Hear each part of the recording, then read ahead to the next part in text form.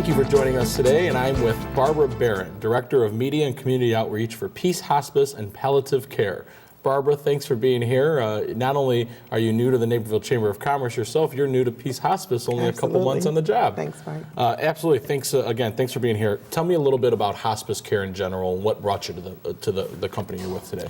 Well, I'm actually not new to hospice. I've been in hospice industry for 13 years. Okay. It's a passion for me. Hospice is a special type of care provided at the end of life for patients who are facing a life-limiting diagnosis. And we're seeing hospice care really become even more emerging within the healthcare industry due to a lot to the changing in laws with readmittance, and hospice care is really becoming that great alternative. Why Peace Hospice if somebody needs that part in their care? Well, Peace is a local hospice here in Naperville, and we provide a very compassionate level of care. Most hospices hopefully do that and would say that they do. Most of our employees, though, however, have a unique passion for hospice. Okay. They're very much part of the hospice industry and maybe 100 years plus in hospice experience. So tell me about Peace Hospice specifically. How long have they been around and they're changing in this industry? You said 100 years of employee experience. Absolutely. Peace itself has been established for 6.5 years. Okay. Our CEO has a unique story. Her name is Ronki, even a unique name, Champion. Yeah. Okay. And she was actually a rep for hospice and received her calling. She calls it a calling and a ministry to actually provide hospice in a unique way, and founded her own hospice. And founded it here locally, or where was their first facility? Actually in Chicago, on 109th in the western area. Okay. And then recently moved to a beautiful facility here locally in Naperville. Yeah, it is a gorgeous facility. If people haven't made their way, the address and all the contact information will be on the screen for our viewers at home. Because that's really where it comes into play. When maybe a family member at home who has a mother or has a grandmother or an aunt or something that needs that care, that's really what I think what drives the business to some extent. What do I just call Peace itself? Do I go through the primary care physician?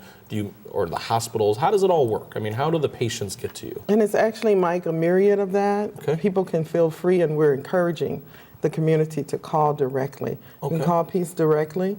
Absolutely, we will not be able to come out and evaluate a patient for care without a doctor's order, but we can help facilitate that. Sure. So we don't want to discourage people not to call us directly. We actually encourage it.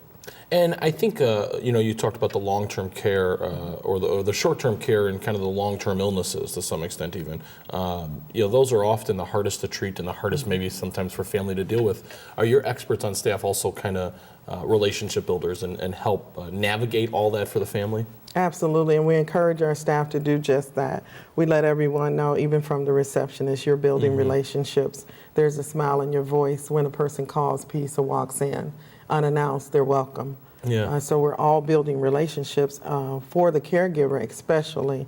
Our social workers and chaplains are there to help support them through the worry and anxiety of at the bedside caring for their loved one.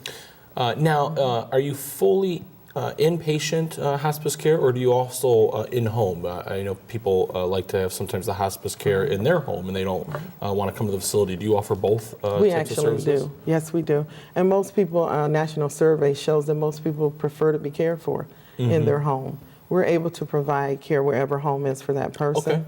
If they're in a hospital setting, we have inpatient contract beds with most of the major hospitals, or we'll work to do that, to provide that comfort care for the patient. So what might cause somebody to have to stay at the facility versus staying in their home? Absolutely. Sometimes it's always based, mainly, not always, but mainly based on the patient's condition. Okay. If it's a hospital setting, then the patient cannot be moved. But hospice needs to be provided, for instance, a ventilation patient. And we need to have a plan in place to devent the patient, but it would be difficult to move them to do that at a home setting.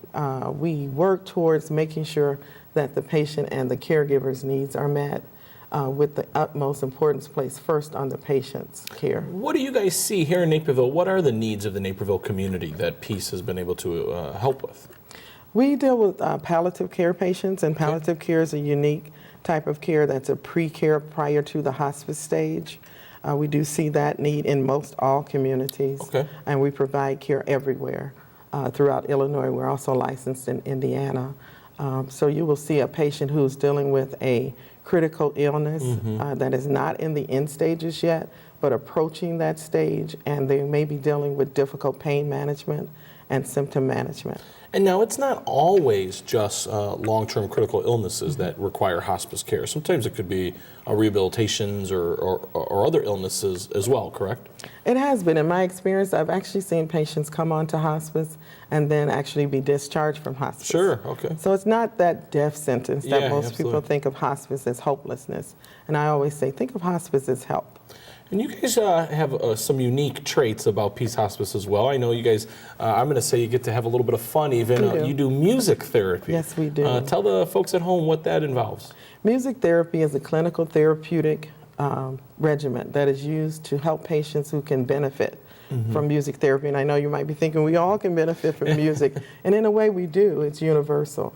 But this is an actual clinical plan of care. For instance, a dementia patient who has not shown any signs of recognizing the family member or a loved one. A certain chord is played on an instrument. It could be a guitar, it could be an organ. We have actually seen tears as a response where a patient has been non-responsive for years. Yeah. And that's invaluable to the caregiver who has been at the bedside, feeling unrecognized by the loved one.